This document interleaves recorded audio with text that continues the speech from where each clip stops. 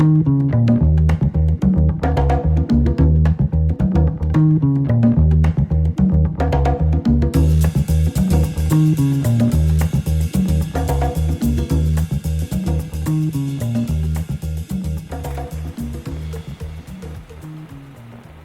everyone. A very pleasant evening to you once again. Tonight you're going to see a show that's entirely different than you've ever seen before on Tides and Trails. We're going to take you right up to the very far north of this country, into the Arctic, and we're going to take you fishing for the char that abound all through the Great Slave area, the big lake trout up there, and also Arctic grayling that go up to record size. We're going to have, as our guest tonight, once again, our friend Wild Bill, Willie, our cameraman, and I think we're going to have a lot of fun. By the way, once more, my name is Ted Peck, and a very pleasant welcome to Tides and Trails.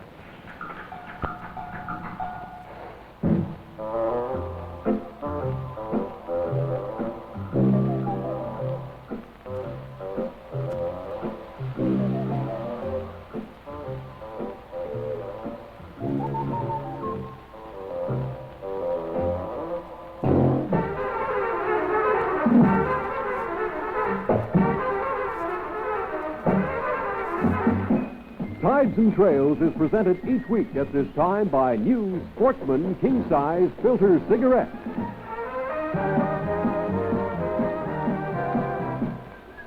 Now here's Ted Peck. Thank you. And before we introduce you to Bill Dennett, our cameraman, once again, he's quite familiar to most of you, I'd just like to say to all of you that this particular show, this episode, once started out to be a muskox hunt, but because of some very unfortunate circumstances, which Bill will tell you about, he ended up fishing for large lake trout and the Arctic grayling. Once again, I'd like to present our old friend, Wild Bill Dennett. Welcome to Tides and Trails on this end again, Bill. Thanks very much, Ted. And Willie was on this particular trip alone, and before we start out with his description of the tour, why don't you all join us and add a little pleasure to your leisure and sit back in your easy chair and join Bill and I in a sportsman cigarette. That one, Willie. And I'd just like to let Bill explain in his own way how he got started on this very far northern excursion all by himself. He started out going to go with Al Oming of the Game Farm. Remember the Game Farm show a few weeks ago, the Alberta Game Farm? And Al was going to go on a muskox hunt, but I'll let Bill take it away from there. Well, you explained it pretty well, Ted. I did contact Al in Edmonton. He said everything is in readiness, and I went on ahead to Yellowknife expecting to join him there the following day. The frantic phone call. Unfortunately, there was a plane crash who was bringing two of his men from Fort St. John to Yellowknife. I believe the pilot was killed and two of his men were badly injured, and he had to call the entire thing off. Well, that's a shame, Bill, and we'd like to express our sympathy on behalf of those people and their relatives who were involved in that particular episode. This muskox hunt that goes on, is it just once a year, Bill? Well, no. He's merely allowed to take them out with permission of the federal government for biology reasons only. He did go in and capture, I believe, 6 in 1960, and they've given him permission to take 6 more only. The herd will not be touched from then on. Unfortunately, he will not be able to carry through with it this year, because at this time the weather sets in very severely. It has to be done early in August, so it'll be off. I presume these were for transplanting to his game farm. That is correct, yes. Mm-hmm. Well, then you arrived in Yellowknife, and no Al Oming and no crew, no muskox, and you'd already gone that far, so what did you do from there? Well, it was about 3 days, Ted, of utter frustration. It's very, very difficult to travel in the North Country unless you have the proper contacts and have things planned well in advance. Fortunately, Pacific Western Airlines came to the rescue and did take me out into an area called Snowdrift on the northeast corner of Great Slave Lake, where we did do lake trout and the grayling fishing. I went in with a group from Discovery Mines who are being... What sort of a mine is this Discovery Mine? Discovery is a gold mine. There are 3 large gold mines in the town of Yellowknife, Con, Giant, and Discovery Mines. They're the 3 main. mine Well, the area. let's all go and join Bill and his friends that he met up in Yellowknife and Snowdrift. And Bill, you take it away from here. This is the town of Yellowknife, I presume. Yes, we showed you a little of the town. A very prosperous it is indeed. It's situated approximately 1,200 miles northeast of Vancouver. It's literally sprung up with the influx of the mining industry in the area. A great deal of exploration work has been carried on, spearheaded from Yellowknife to the vast areas of the Northwest Territories. As a matter of fact, I did learn while there, they just located a very large or very wealthy find in Contoito Lake, 287 miles northeast of Yellowknife. There are some of the natives. The typical town of the north.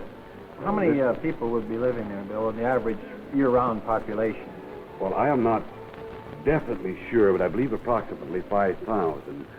These next scenes you see, Ted, are the old or lower town, the original town. The first you saw are scenes in the upper or newer part of town, typical of the trading posts that you'll find in all such areas. The old Stranway aircraft, I remember flying in that almost 20 years ago. Rather interesting, Ted. It's still in service after being restored at the Abbotsford Airport, and it is one of the greatest workhorses they have in hauling barrels of fuel throughout the Arctic. All this has to be done, or most of it is done during the summer months. What would you say, Bill, from your experience, and I know you've been in the Arctic extensively before, 3 or 4 years ago, is the potential for tourism for people coming to fish in these Arctic areas?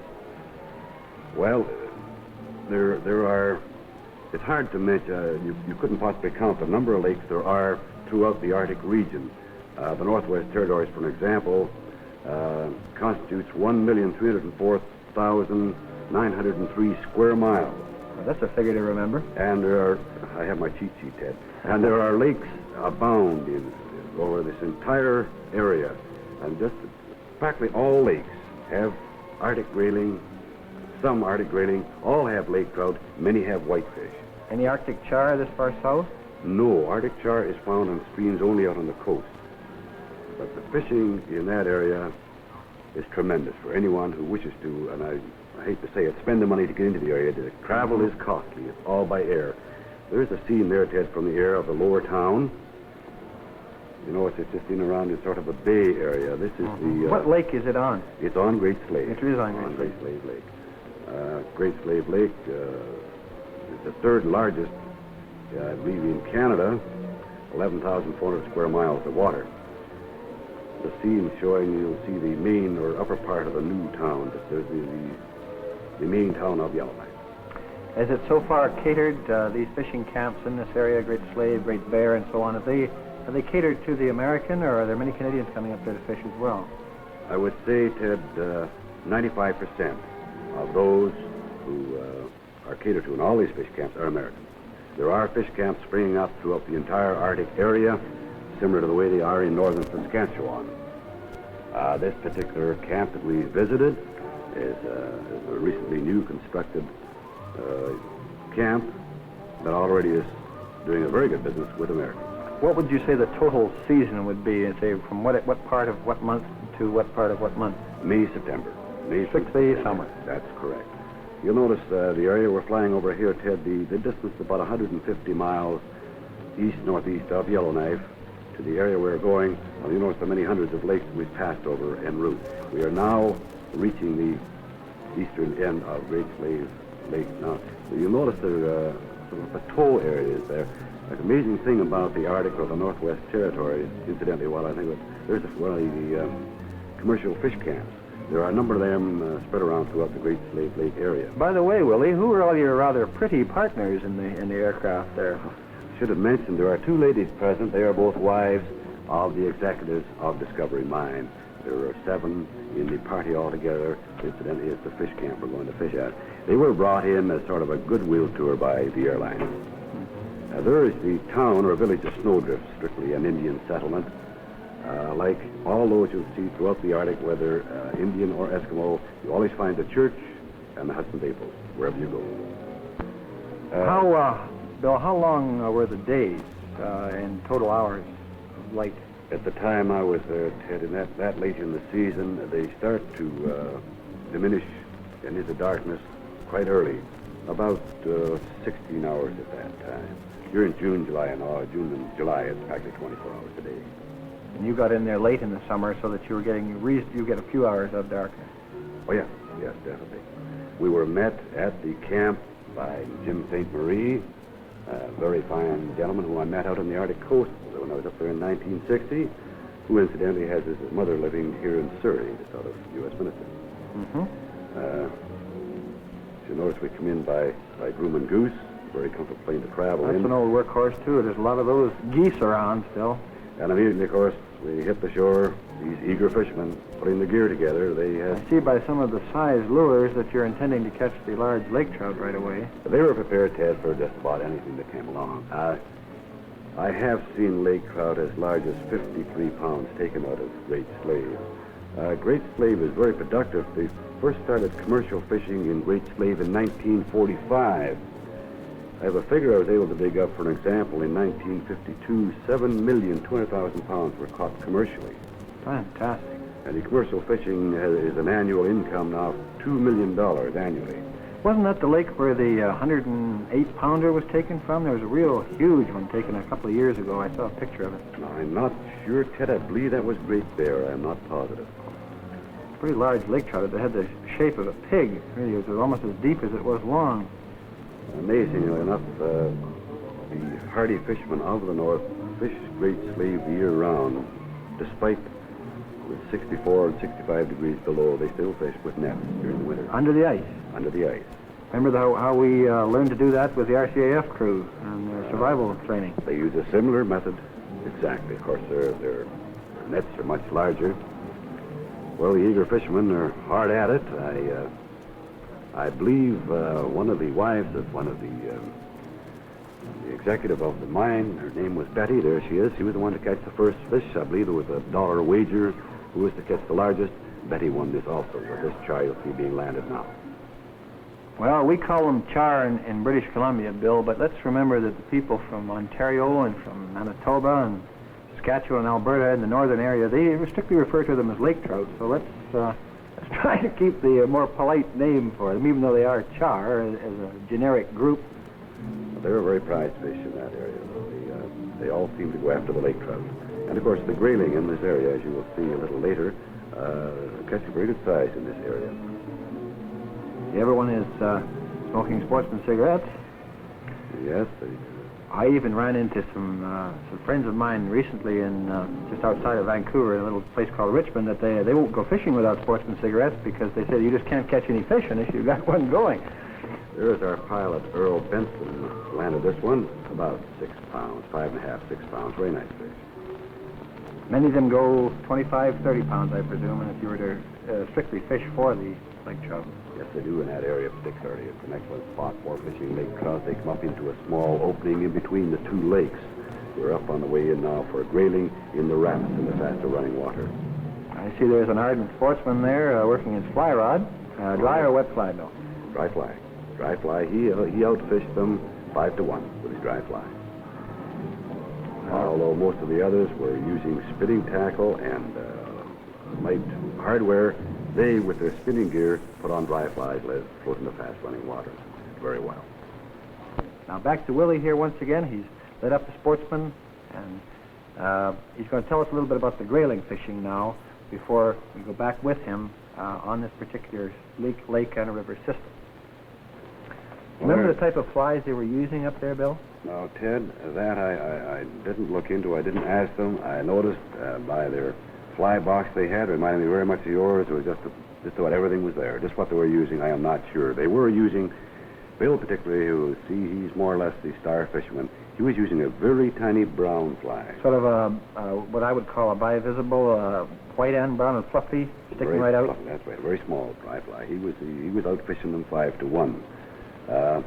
Typical to the waters that we fished in the Pack River, Ted, was very fast-moving, was more or less a tributary joining two small bays, and they were right in the fast waters. Were they in much as they were in the pack behind the willows or behind any obstruction in the stream? Strangely enough, Ted, no, they weren't. They were right out in the center, right in the rapids, right in the fast-running water.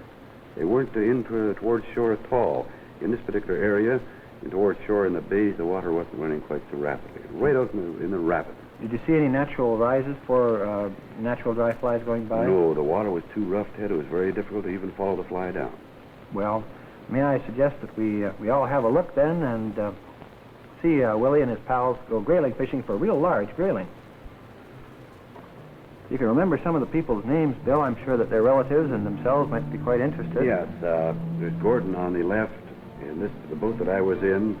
It's Gordon just trying a dry fly. Now he was so frustrated fishing with hardware, although he has a heavy spinning reel, he did put a dry fly on his gear, and the way he went, he was successful then also.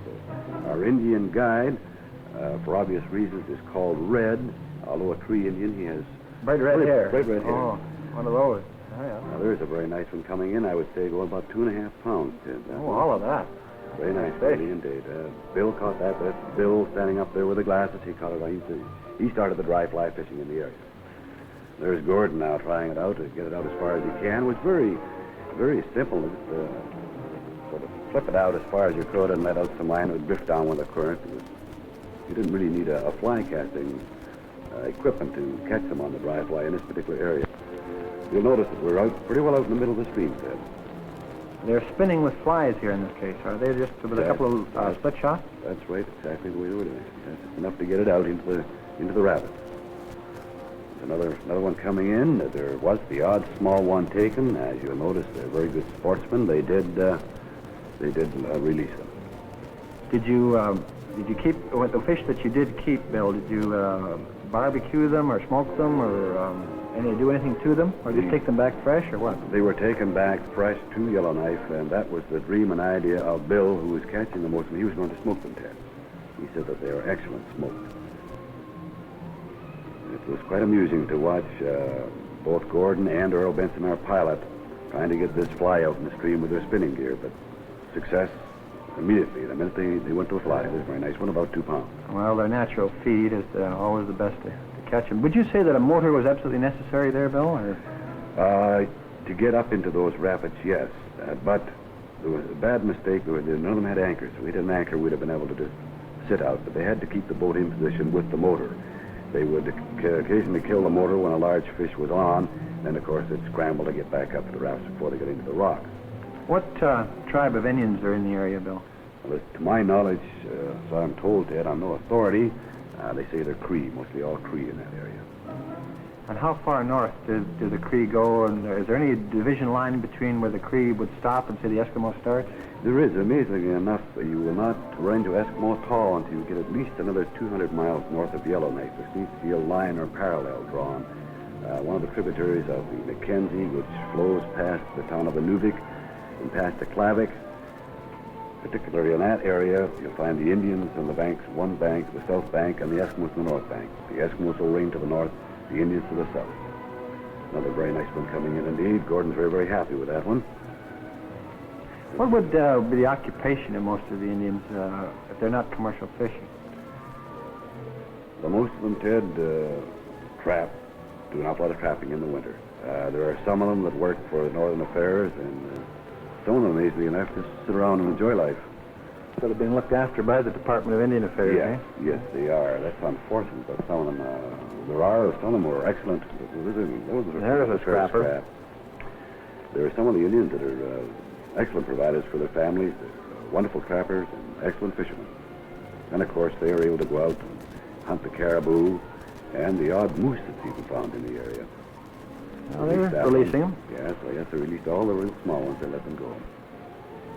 I imagine there's plenty in the area, though. Oh, that's a fish fighting like a small coho salmon or a little trout. That one went about 2 3/4 pounds, Ted.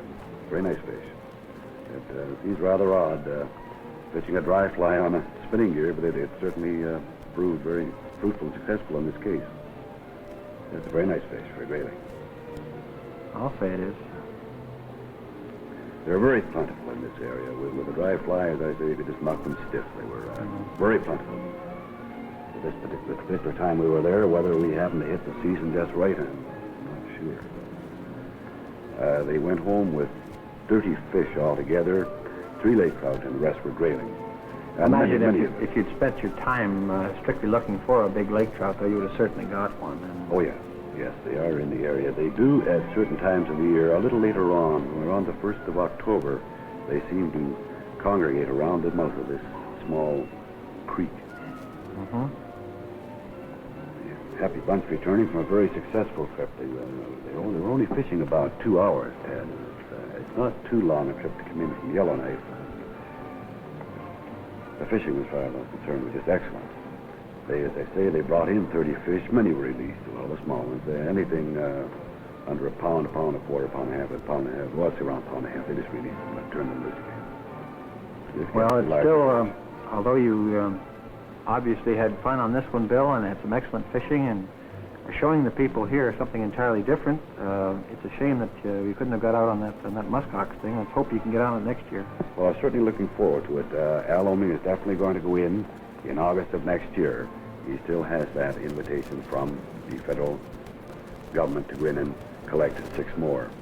He has quite a number of muskox that have done very, very well on his game farm. They've multiplied in captivity. He has quite a nice herd there now, about 10 animals, I believe.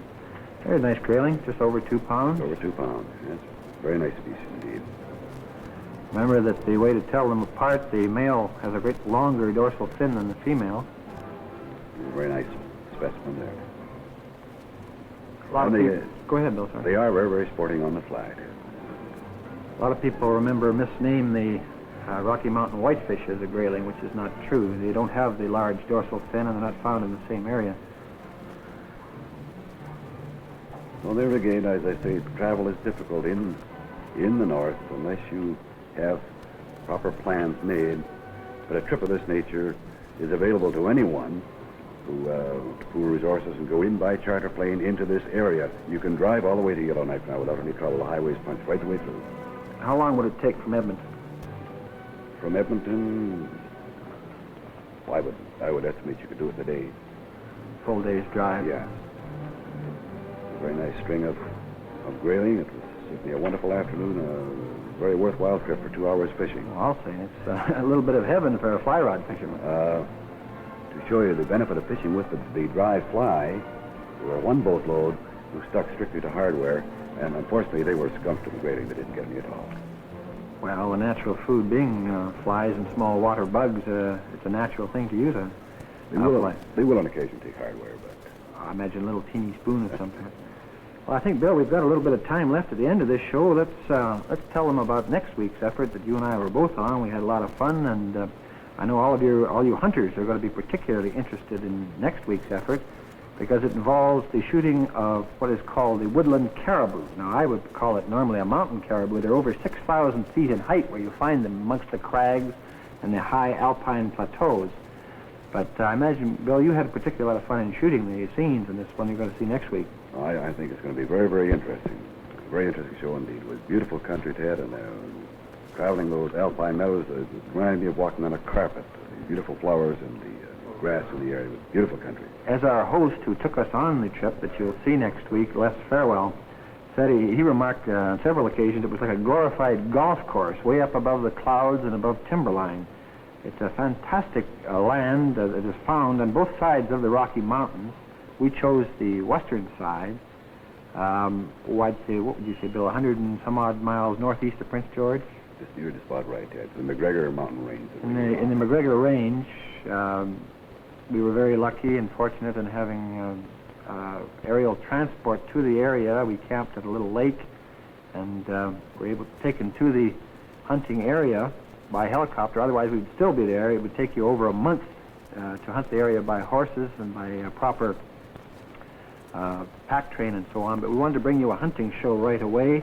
You will see Willie Dennett here, and I don't like to embarrass him this week, but next week we're all going to have a little fun watching Willie miss a caribou. As a matter of fact, he nicks it right in the horn on his first shot and sends it on its way. But before we go, a couple of serious messages. Excuse me while I light up the sportsman here. Bill, would you like one more here? Go.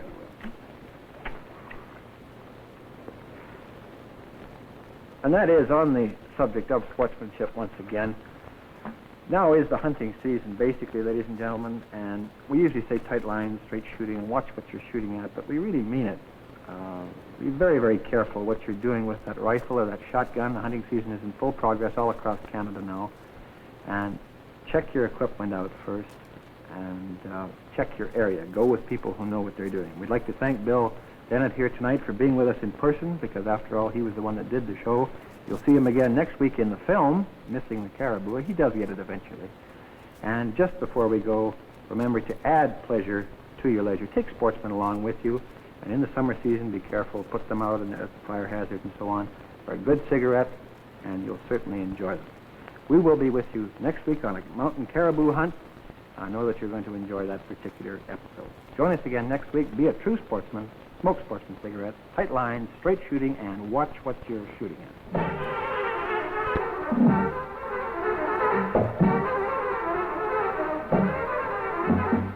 Tides and Trails was brought to you by new Sportsman King Size Filter Cigarettes.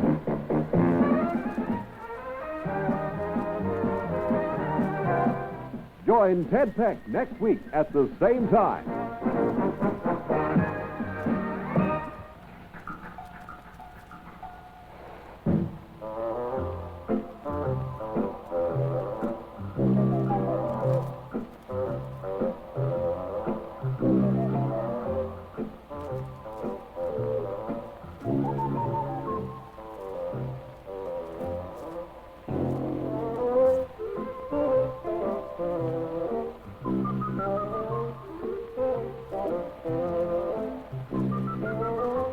Tides and Trails was produced for Sportsman Cigarettes by CHAN-TV, Vancouver.